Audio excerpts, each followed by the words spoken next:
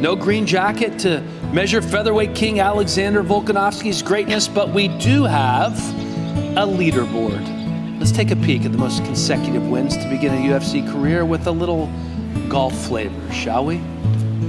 Anderson Silva, of course, has the most wins to start a career with 16, started by the champ Kamaru Usman, former champ Khabib Nurmagomedov with 13, and Volk right behind. Royce Gracie with 11, and he is climbing the ranks as we speak. And oh, by the way, he is a huge, huge favorite. He is a 7-1 favorite over the Korean Zombie. He opened at minus 330, and now it's minus 720. What is that voice you were just doing? Are you trying to leave us? Are you trying to audition that's my Jim for the Nance golf voice, guys. It's very soft. I almost went to some sleep. Grey Poupon? Yeah. One more Modelo for Paul. You're going to sleep with that. I do go to sleep around 12 in the afternoon usually. I'm going to be very curious to see how Felder's going to do his triathlon training after a couple of beers. I guess it's just carbs. Civic Aquatic Center. I'm seeing you at 1 o'clock or 2 o'clock, so I'll be putting in my yards. Who's coming with me? Not me. Nope. Cowards. Volkanovski, he's among the all-time greats already, and we talk about the fact that he's been underappreciated, but this is a guy who all he does is win. I think sometimes in MMA we value violence over intelligence, and Alexander Volkanovski is as intelligent as they come when it comes to fighting. And the one loss on his record was at welterweight, so just throw it out. Yeah. The guy might as well be undefeated. He is winning though because of the way that he approaches a fight. He game plans so precisely for each of his opponents. But there is violence, right? I mean, the man can wrestle, he can strike. He doesn't necessarily knock a lot of people out in terms of finishes, but he can hit, he can bang when he needs to. It's just that he knows that he doesn't always need to.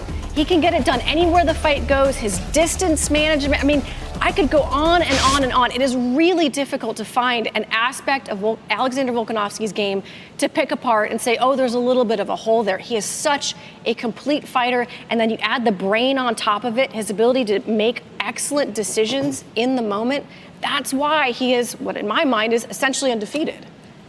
When you talk about, like, everybody talks about Jose Aldo as being the greatest featherweight of all time because he was undefeated for 10 years. Well, hello.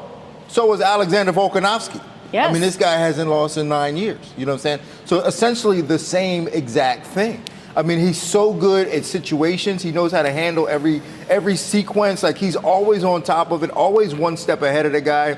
So smart, so calculated. I mean, it's unbelievable how underappreciated he is for how good he is. Yeah, and I think one of the things that we tend to do in MMA, right, is you look at these guys like Jose Aldo and some of these, pound for pound greatest of all times. And when we've got somebody entering that, newer in their career, entering into that phase where Volkanovski is, I think sometimes we look at Jose Aldo and you always kind of admire the past a little more than what's happening right in front of you. But this guy beat Jose Aldo, and now you've always got to think that MMA is always evolving. So the caliber of opponents that somebody like Alexander Volkanovski is facing on a regular basis, Max Holloway twice, I mean, he's facing bigger and better dudes on a regular basis than, say, Jose was early on in his title run. So I think that gets forgotten sometimes. There are two guys for sure on the featherweight Mount Rushmore, Jose Aldo and Max Holloway, and he has beaten both of them, and he beat Max twice. I feel like that's all you need to say. I think that's a great point that you brought up earlier when we were talking about underappreciated fighters in the UFC and the fact that he's beaten Max Holloway, and Max Holloway is so beloved. Yeah. That you're not going to get all those guys on your side right away. They want the trilogy. They want that next fight. They want Max to win, right? So, and they want a definitive. If you're going to beat our guy, you got to really, really beat our guy. And that's the one thing that I think he's missing. All right, let's take a look at who has yet to weigh in here in a couple of moments as we still focus on Volkanovski and the Korean Zombie. You talk about the last time that Volk lost was 2013. 2013, also the last time that the Korean Zombie fought for the title. It's been a minute, right? Yes. Like, how much has changed for him since he fought for the title? You're talking about he has kids. He was in the military for a while. This is a different dude. He said he's learned a lot. He wasn't ready when he fought Jose. He's lived an entire other life since that first crack of the championship belt, and he is a different fighter now. But the fact that he is still in a position to be challenging for a title that long after fighting, that this far into his career, is absolutely a testament to, I don't know, not just his skill set, but his ability to evolve. And he's called a zombie. We think of zombies as being these brainless, I'm just gonna walk, like RJ was doing earlier, I'm just gonna walk forward and not think and take shots. The zombie is calculating now. The zombie is thinking now. And that is a scary proposition because he's starting to wrestle and he's got better decision making. He's moving his head. He's countering. I mean, I feel like when we say the word zombie, it's a little bit too simplistic. It puts his game in a box where it's like, oh, he just gets hit a lot. He's so much more than that.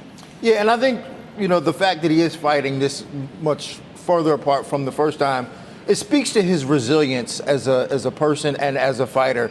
I mean, a guy who's been around for so long was able to come back and still be able to put on great performances. It says a lot about him.